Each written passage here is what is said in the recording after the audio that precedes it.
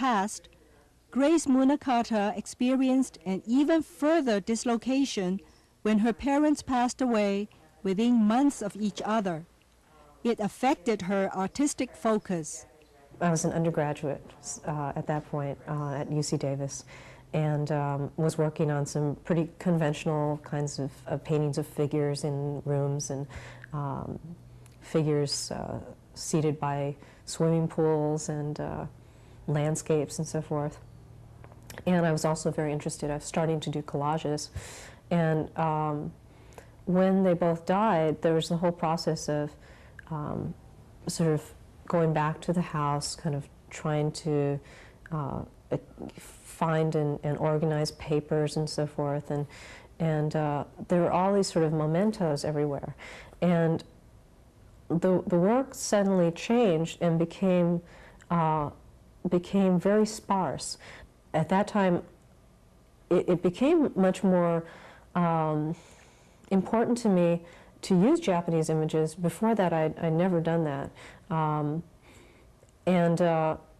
It was, in a way, to kind of feel as if I still had a link to my parents. Trying to be close to her parents also meant thinking about and using Japanese imagery in her work. Right after my parents died, where I started kind of consciously incorporating more Japanese imagery, it's just sort of stuck. And so I still like to use fragments of Japanese papers, for instance, that are used for origami or for making paper dresses for dolls. This box I did at the same period of time. This was right after they were gone. And I found the box in the house. That it belonged to my mom as a sort of old jewelry box. And sort of wanted to, I had all these materials that belonged to them that I wanted to incorporate into some pieces. So on the top there's a fragment of a notebook that she kept when she was in high school. And inside, again, two drawings, sort of ikebana drawings, again when she was a high school student, I believe. Little fragments here. I think the blue for me is sort of symbolic of kind of space or water. Boxes are just a fraction of Grace Munakata's work. Landscapes and collages are her main interest. My collages, the kind of narrative associations that happened right after my parents died started to fall away somewhat. So a lot of times those pieces still were generated from, say, maybe I would read a book like Strindberg's Dreamplay and really be moved by the kind of images in it. While evoking a link to her past, Grace Munakata paints in a specific idiom. Her artistic partner, Mike Tompkins, explains. When you first look at Grace's work, what becomes immediately apparent is that it's a completely modern idiom, that it's abstract, that it's more about a kind of felt experience rather than a completely explained objective experience. And it has a lot of affinities, let's say, with painters like Terry Winters in this country, or Anselm Kiefer, a German artist, very contemporary people. Hi. Thanks a lot. Grace Munakata is just one of the contemporary painters in California. But working in the modern idiom isn't for everyone. This is San Mateo, California. It's the working home of Japan-born Rumi Sakata.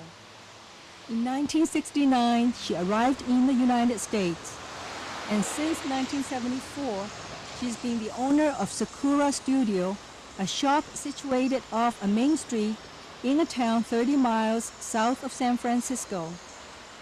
This shop is where she makes her living. My kids, after kids come home from after school, they didn't need me anymore because they grow up. So I wanted to do something because I just can't stay home.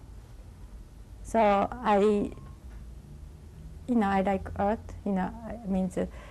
so I decided to do this, I saw Japanese dishes and ceramics and Japanese pictures, and also I make frame for most time like Oriental type pictures. And I rent Japanese videotapes. Some of tapes are Japanese music, movies, and soap stories. And they continue every week. So I get every week from Japan.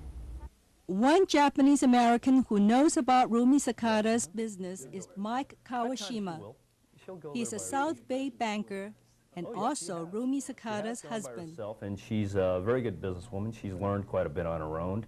And it's really not for me to sit there and tell her what to buy as much as she knows what her clients want. Knowing what her clients wanted was the main reason why Rumi Sakata learned the art of mounting pictures. So basically I learned in Japan because I paint, so it has to have mounted, you know, like rice paper or silk. But since I came here, no one does for me. So I have to do myself. So, you know, I wanted to learn how to, you know, make a frame for my picture. That's all, you know, I started.